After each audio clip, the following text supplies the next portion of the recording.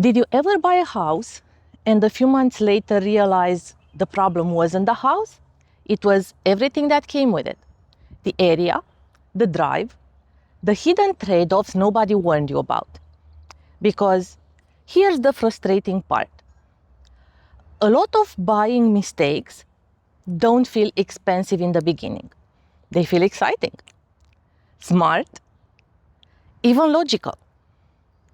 You only feel them later, when routine takes over, when real life starts, when the excitement gets quieter.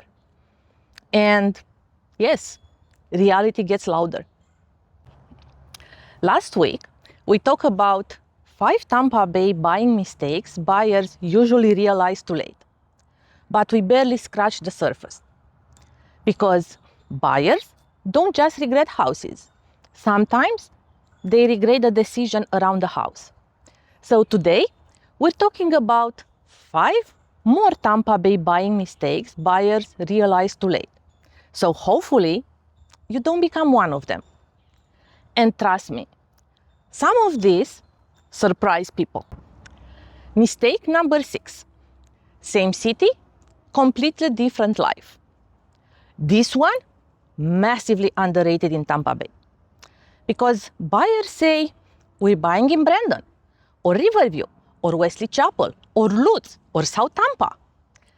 As if the experience automatically feels the same. But here's what buyers usually realize too late. In Tampa Bay, sometimes 5 minutes changes everything around you. One street feels peaceful. 5 minutes later, you're suddenly sitting in traffic every afternoon. One pocket feels quiet. Another somehow makes every errand harder. One feels convenient. Another feels exhausting. Different traffic, different flooding tendencies, different neighborhood energy, different daily experience. And buyers usually don't notice this during a quick showing. They feel it later, when everyday life actually starts. I've had buyers look at 2 homes, same general area, same price range, maybe 7 minutes apart. On paper, very similar. But one felt calmer and easy. The other one, harder access, more traffic, more friction. Living there would have felt completely different. This is exactly why I tell buyers, you're not buying a city. You're buying a micro-location. And sometimes, 2 streets can feel like 2 completely different lifestyles.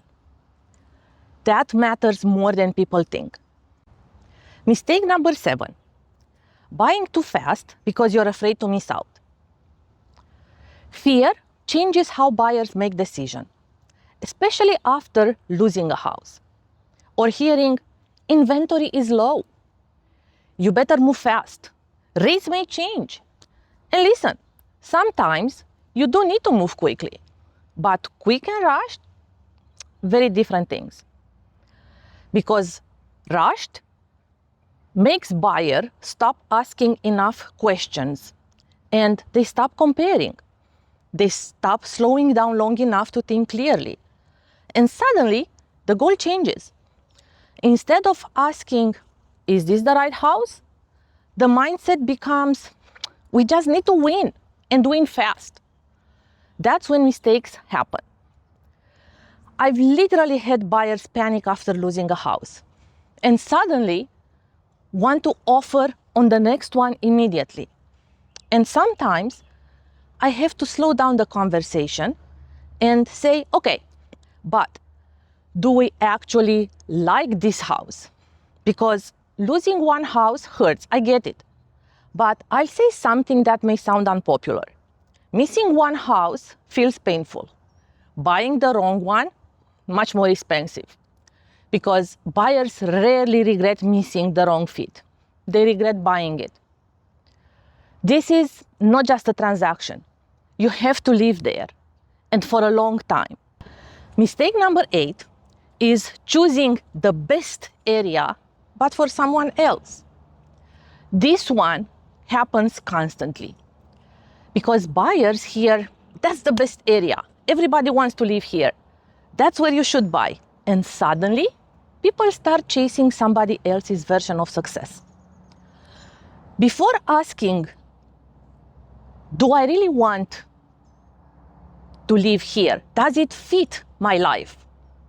Because here is the truth. There is no perfect Tampa Bay area.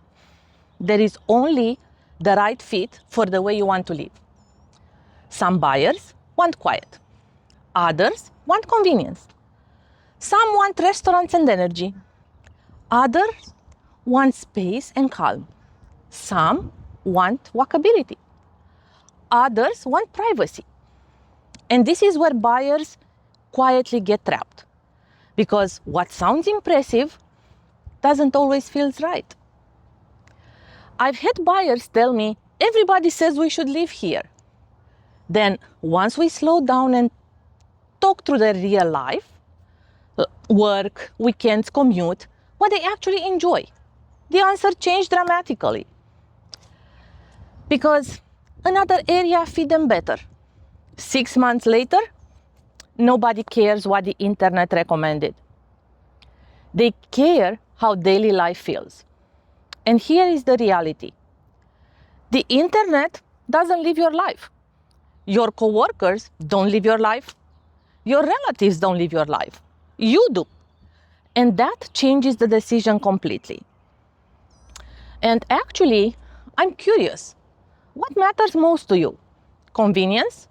Quiet? Schools? Walkability? Water?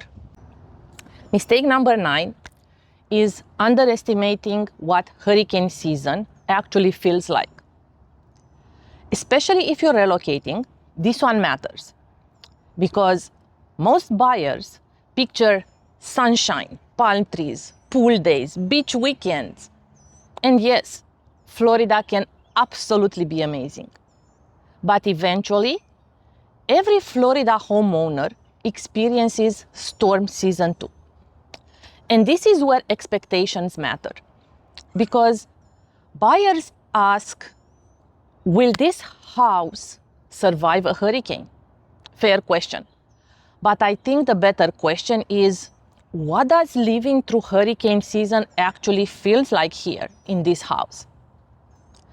Because hurricane season is not just about the house.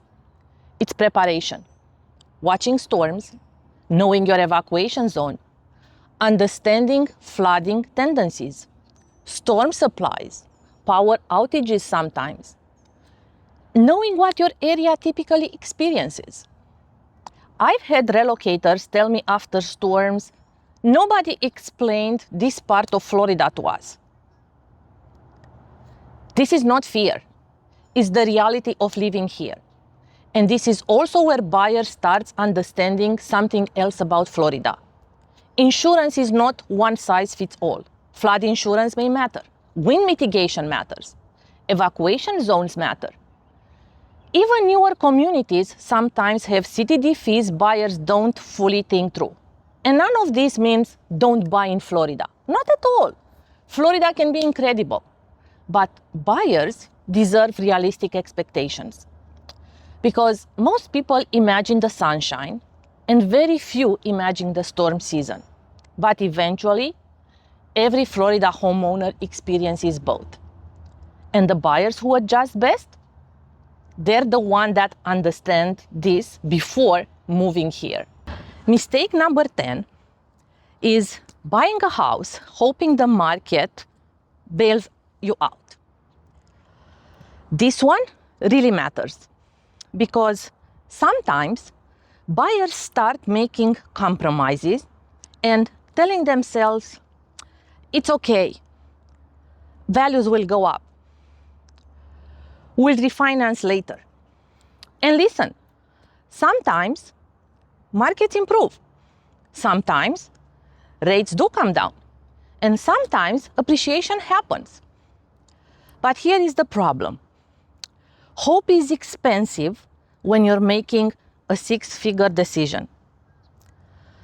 Because buyers sometimes expect the market to fix a questionable decision. Wrong location, stretching too much, busy road, house they already feel unsure about, compromises they don't really love, and then thinking, oh, we'll figure it later. Sometimes buyers actually feel unsure, but still want to move forward because they think, worst case, we'll just sell in few years. And I always think that's a risky reason to say yes, because here is the reality.